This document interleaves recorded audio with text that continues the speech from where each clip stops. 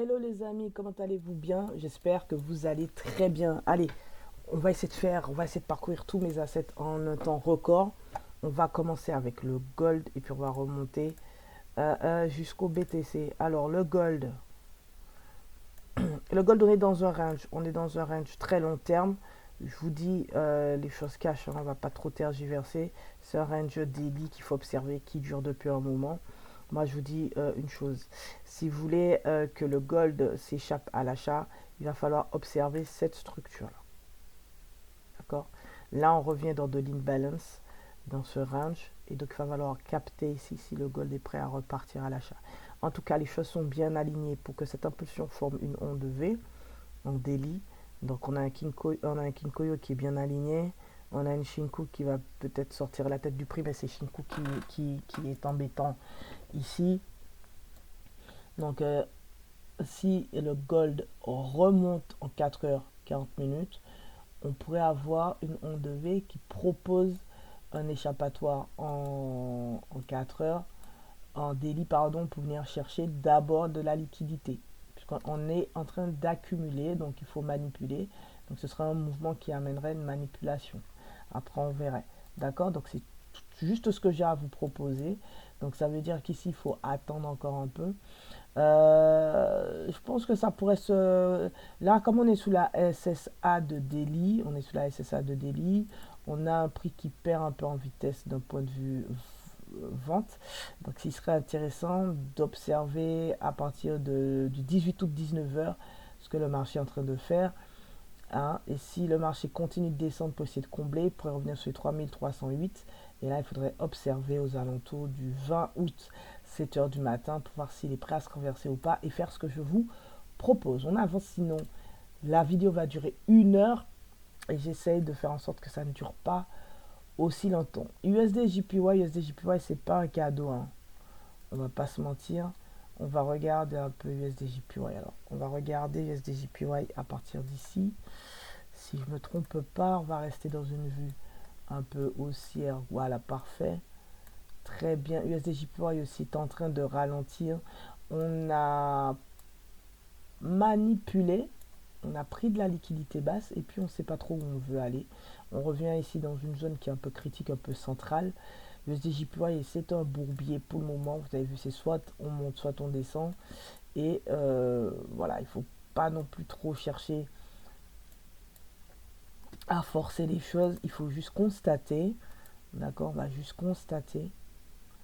Et pour moi, on a du temps devant nous avant de voir un marché qui cherche à se renverser. D'accord, ce serait plutôt en janvier, décembre, janvier. Hein, ça continue comme ça. Vous pouvez le mettre de côté. Il ne faut pas s'exciter là-dessus. Parce que là, il est arrivé sur un niveau où s'il veut vendre, il peut vendre. C'est-à-dire que si on a en daily un setup Sanyaku à la vente, l'USD JPY pourrait reprendre de la vente. Hein. Ok. Bon, mettez-le de côté. Je pense que c'est pas la peine de se torturer le cerveau pour USD JPY, en tout cas pas tout de suite. On continue avec SP500 qui est bien haussier. Si on regarde SP500, bah, il est très bien haussier. C'est quelque chose qui n'arrête pas de monter. C'est un très très beau projet. En tout cas, à 7, pardon. Et on a fait un temps 3. Et on se pose la question ici d'un retracement ou pas. Juste, on a des acheteurs qui sont essoufflés en mensuel et donc en semaine, c'est là qu'il faut regarder pour voir si on a une continuité. Et on se rend compte qu'on a envie de poursuivre la hausse, qu'on est entré dans un momentum d'achat, mais on a quand même un marché qui subit quelques pressions, légères pressions, hein, très légères, vendeuses, très légères. Donc je pense que c'est des acheteurs qui sont en train de clôturer leur position. Donc ici, on doit observer ce qui se passe et analyser la situation. Ok. Donc, ouais, en daily, on pourrait regarder. En daily, on est en plein ralentissement ici. Et on se pose, donc ce ralentissement de 40 minutes, on se pose la question de, du pourquoi et du comment. On a subi une forte pression vendeuse, c'est ce qu'on voit. Et là, on a un marché. Et s'il doit reprendre de l'achat, ben, ça va se passer en 40 minutes. Je vous invite à regarder 40 minutes. On a sur ce marché pas mal manipulé. Hein. À un moment donné, on a pris le haut ici. Et donc, pour moi, ce que je trouvais intéressant, c'était cette impulsion-là. Ok, et donc ce qui est en train de se passer ici m'intéresse. Donc, on peut attendre jusqu'au 18 août, 2h40 du matin. Voilà ce que j'ai à vous proposer. 18 août, 2h40 du matin. Sinon, on a un marché qui peut proposer une reprise haussière. Si ça ne se fait pas la date que je vous ai donnée, il faudrait patienter et attendre au moins jusqu'au 18 août 20h. Donc c'est la journée de lundi qui va être décisive pour SP500. Est-ce que SP500 va proposer de se préparer à un renversement de momentum lundi? C'est la question que je me pose et c'est ce que je vais observer. On continue. Solana, moi j'aime bien toujours Solana. Moi j'aime bien ce qu'il propose. Solana, si on part un peu dans les grandes eaux, c'est un market qui est en range. Donc je vous invite à faire très attention parce qu'on est revenu sur des niveaux historiques. Comme ici. Ici. Ici. Donc on voit que le Solana, bah, il ne manque pas grand chose pour venir choper un niveau historique. Hein. Ok.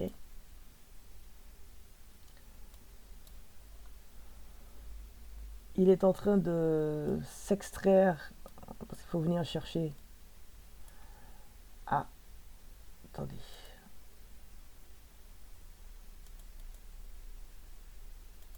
Ouais, ça se voit pas en semaine. Ok, ok. S'extraire parce qu'il faut venir reprendre ce niveau-là de prix ou un peu plus haut. Hein. Tenter et revenir plus haut ici. Autant vous dire que c'est pas encore gagné. On a une Shinku qui est toujours dans le prix, donc c'est un momentum, il propose un momentum d'achat mais qui est neutre. Et il faut regarder tout ça en daily, voire au plus bas 4 heures. Donc là, on a un marché qui n'arrive pas à s'extraire, qui n'arrive pas à monter plus.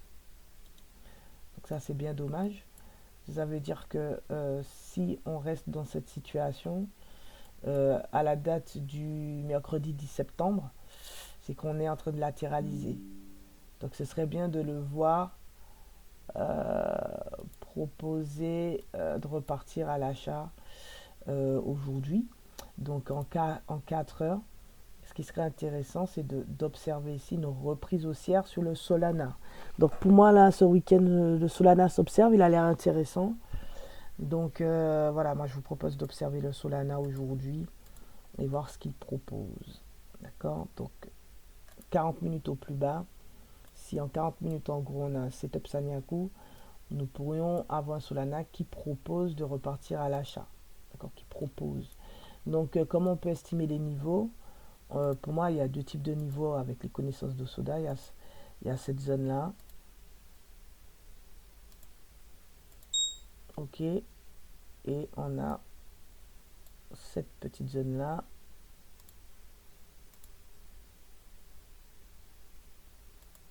Juste ici. Donc ça, c'est deux niveaux qui peuvent nous donner satisfaction. Comme target intermédiaire pour commencer.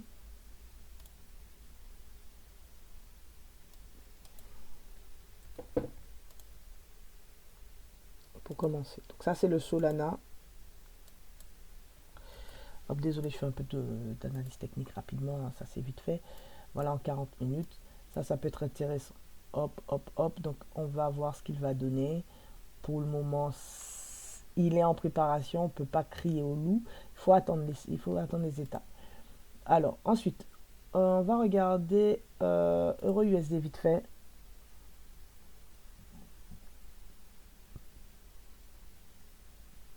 Pas Euro USD, c'est quelque chose. Hein. Quand on regarde Euro USD, En mensuel, on voit qu'une tendance baissière, mais quand on regarde sur un trimestre, on voit que c'est un marché qui cherche ici à s'extraire de sa condition de baisse. Et si c'est ça, je peux vous dire que ça fait un moment qu'on n'a pas. Ça fait depuis 2002, depuis 2014, on est en baisse. Donc, avoir ici les conditions de renversement, ce serait extraordinaire.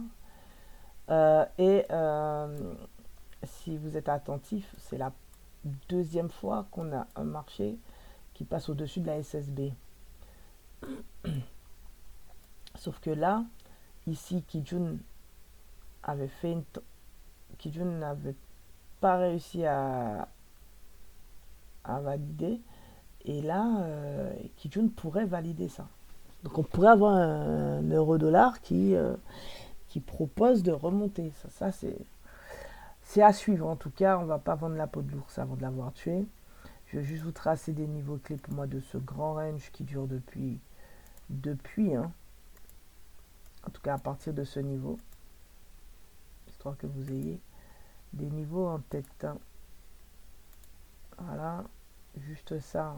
On ne va pas aller trop loin. Voilà. Donc, ici, on se pose la question de la continuité du mouvement et du retracement. Donc, on est bien haussier, mais on a une faiblesse ici parce qu'on est revenu dans une zone d'accu et on va fermer l'IPAR. Donc, ouais, ce serait pas déconnant d'avoir un euro-dollar qui retrace. Maintenant, c'est pas à nous de le dire, c'est au marché de confirmer cette pensée. On est bien assis dans un momentum d'achat, mais on sent qu'il y a une pression ici à court et moyen terme ici. Donc, ce qui serait intéressant, c'est de voir un prix qui rebondit sur Tenken pour repartir. Donc, en daily, on est plutôt pas mal foutu. Du coup, on est dans un temps où ça peut repartir. On est plutôt bien positionné. Maintenant, il faudrait que Shinku sorte la tête et qu'il y ait cette convergence équilibre prix pour prendre un trade à l'achat. Donc là, on va faire attention à ce qu'on observe. D'ailleurs, on va se concentrer sur ce qui se passe ici pour savoir si le marché retrace pour remonter. Au contraire, s'il poursuit sa hausse puisqu'on est sur la SSA, est-ce qu'il va rebondir sur la SSA daily ou pas? Donc en captant en 4 heures ce qui se passe, on est bien dans un momentum d'achat mais qui est neutre de partout. Et la question se pose de la continuité de ce mouvement. On a bien fait une onde V ici significative qui pourrait apporter cette libération. Et quand on regarde et quand on projette ce A, ce B et ce point C, on a un marché. Alors, comme c'est le week-end, donc ça s'arrête au 17 août, ça s'arrête au vendredi. Donc ici, on a un marché qui pourrait proposer d'aller plus loin. Donc je vais vous faire le temps 3, comme ça ce sera plus simple. Voilà, et le temps 3 c'est le 19 août à 3 heures du matin. Donc la question ici se pose, pourquoi on ralentit? Parce qu'ici on a un AQ et il faut se demander si ce ralentissement va provoquer un retracement ou au contraire une continuation. On peut se permettre, pour répondre à cette question, de descendre jusqu'en 40 minutes mais pas plus. Et là on a des dates. Donc moi je vous propose le dimanche 23 août et le lundi 18 2h du matin ou au plus tard lundi 18 5h. Vous pouvez aller jusqu'à 7h40. Donc l'objectif c'est de quoi? C'est d'observer ce marché qui est coincé ici dans une zone où il y a des acheteurs qui font pression. Là au moment où je vous parle et à la clôture, on était neutre sous Tenken. À Kijun qui cherche à pousser de manière passive. C'est-à-dire qu'on va effacer un creux et qu'on aimerait voir, on efface un creux, on aimerait voir cette influence au moment présent. Est-ce que la psychologie des traders va diverger? C'est le prix, et du coup, c'est le prix qui est la manifestation de cette psychologie et des échanges en cours qui va nous le montrer. Là, on a une volonté du marché de reprendre la hausse dans ce grand et long ralentissement. Et tout est bien positionné. C'est le prix qui doit se positionner correctement. Donc, ce qui nous laisse à penser que le marché va probablement poursuivre. Donc, pour étudier ça, d'accord, on a besoin d'un point de départ, une onde V. On a une petite onde V juste ici qui pourrait nous apporter un élément de réponse.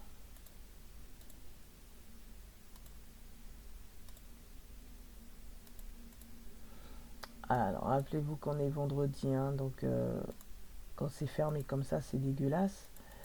Voilà, donc nous, on pourrait avoir une élément de réponse le lundi à minuit 03, donc après l'ouverture du marché. Ça, j'enlève. Voilà, on va rester comme ça. D'où la nécessité, hein, de savoir comment on projette. Donc ici, on a une N. Ici, on a une E. Ok, N, E.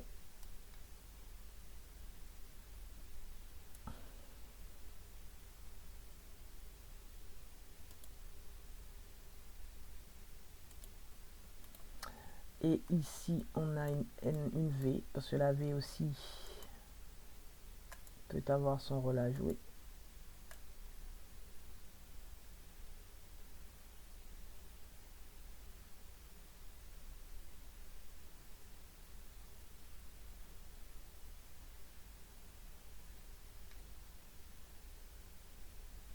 Ok, on va pas trop, on va rester comme ça. Donc ce marché, soit il vient sous la N et bon, il n'y a pas grand chose, soit il s'étend, il va sous la E. Là, on vient prendre les hautes liquidités. Donc, je vous conseille pas, mais pour avoir la validation que ce marché se libère, vous pouvez aller en une minute, mais je vous conseille pas, hein. En une minute, on a une configuration qui est en train de se mettre en place. Donc, il faudrait juste attendre ici qu'on ait une validation pour venir prendre ce niveau-là et ce niveau-là, pourquoi pas un peu de liquidité. Donc ça, rendez-vous dimanche 23h pour savoir si on prend le haut ou si au contraire on chute. Euro que j'aime aussi beaucoup, qui nous fait suer, mais qui nous apporte des éléments. On va le regarder tout de suite. EuroJPY, il ne faut pas s'y tromper, hein, quand on regarde sur un trimestre, c'est ça. Voilà, c'est ça. On est en train de revenir sur des niveaux historiques. Et on est en train de reprendre une pression acheteuse, donc c'est plutôt intéressant. Sauf que là, on se fait chier, parce qu'on est sur un niveau historique. On a un marché qui ralentit. D'accord?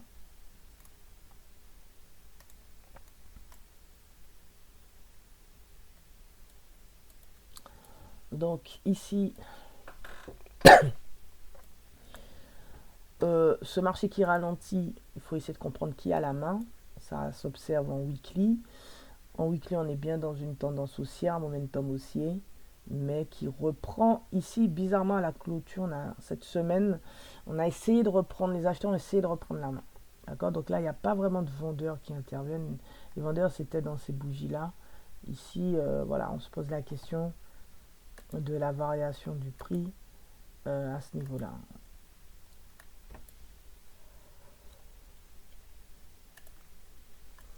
Donc on voit que pour le moment, les efforts ne sont pas des acheteurs, c'est pas très concluant sur OJPY. On est plutôt neutre. On est plutôt neutre avec une Kijun plate et une SSB plate et une Tenken plate. Donc c'est pas excitant et on n'est pas loin de marquer ici un ralentissement. Début fort ralentissement. Donc là on a fait une fluctuation de type on a fait une fluctuation de ralentissement ici. Il peut être de type NYS ou NSP, tout dépend comment vous la lisez. Et là, on a, donc si je pars d'ici, on a fait une NS. Donc là, ça va dépendre de la volonté du marché de retracer ou pas. On peut regarder très rapidement les dates. Alors attention, mardi 19 août, on regardera ce que va donner le marché le mardi 19 août. Si le marché n'arrive pas à donner une libération, ce serait plutôt aux alentours du 28 août. Voilà, je ne vais pas plus loin sur OJPY. L'Ethereum, le TH, moi j'aime bien ce que le TH est en train de faire. Je vais vous expliquer pourquoi. Là, je mets vraiment double écran parce que ça demande d'avoir cette vue un peu de fractalité. Là, l'Ethereum, il était depuis un moment dans un momentum d'achat et il y a une faiblesse dans son momentum d'achat. D'accord, Shinku se rapproche. Mais l'achat est toujours maintenu de manière passive. On a une information de la Kijun passive qui nous dit non, on veut acheter. Mais le prix diverge. Donc c'est là où ça devient intéressant. Parce que quand on regarde en 40 minutes, on arrive à un moment donné où l'Ethereum peut proposer de repartir à l'achat. C'est-à-dire peut proposer de remonter chercher la tête de Kijun et de SSB, c'est-à-dire revenir vers la SSB de 40 minutes. Là, tout va se jouer ici. On a aussi deux niveaux d'observation. Comme j'ai fait précédemment, on a ce niveau-là, 50%. Cette zone-là peut être intéressante.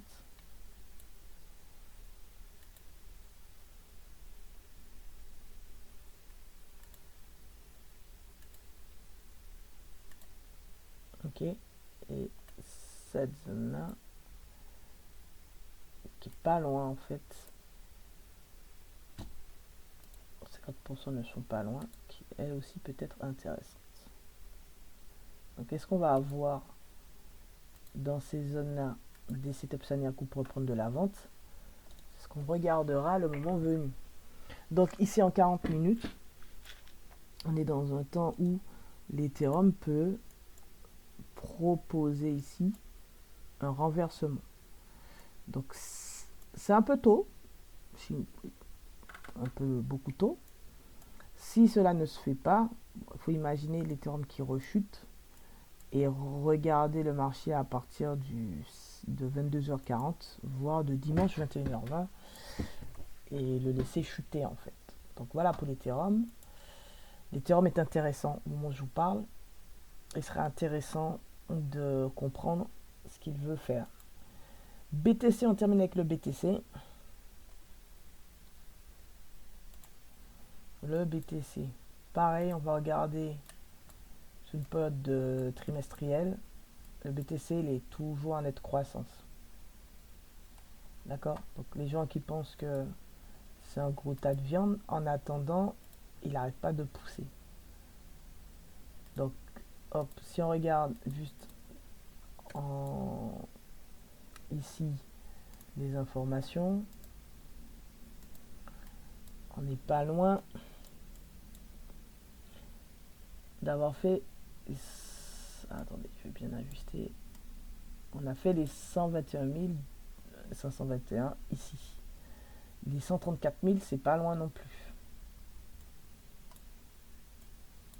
Ok, c'est plutôt intéressant. Maintenant, quand on croise ça avec le mensuel, on a un marché qui s'essouffle. On va l'ajuster au mensuel. On a un marché qui s'essouffle d'un point de vue achat et qui pourrait proposer ici un retracement. Donc c'est dans ces moments-là que le marché ralentit. Donc on va regarder, il retrace un peu. Voilà, donc là les acheteurs essaient de reprendre une dynamique ici. C'est plutôt encourageant de voir ça. Donc on peut toujours regarder ce que propose ce marché. Pour moi, ce marché doit nous mener jusqu'au 5 janvier 2025 à la hausse, tout en faisant attention, selon moi, au 29 septembre, semaine, et à la semaine du 1er septembre. Là, on est sur une semaine où le 11 août, où le BTC pourrait proposer un retracement. Donc, on va faire attention et on va regarder ceci. Donc là, on est dans un ralentissement. Et dans ce ralentissement, on a fait une mèche, d'accord, on a pris le TH. Et on se pose la question du retour. Donc, il y a la SSA qui tient ici le marché un peu. On a le centre ici à peu près. On a une zone de retour à l'équilibre, on va dire un peu latérale. Et donc cette impulsion m'intéresse. Si ce retracement se fait correctement, on pourrait voir un marché qui repart comme ça à la hausse. Et qui repart à la hausse pour venir chercher cette estimation-là. Long terme. 135 660. Après, on peut avoir des niveaux intermédiaires pour toujours accompagner la construction de ce marché. Qu'est-ce que j'ai mis ici? Ouais. Donc comme ici, ce qui se passe m'intéresse, j'ai projeté un tiers, demi, deux tiers et le temps associé pour capter un changement. Donc j'ai jusqu'à mardi 19 août pour voir le marché ralentir et proposer un changement. D'accord?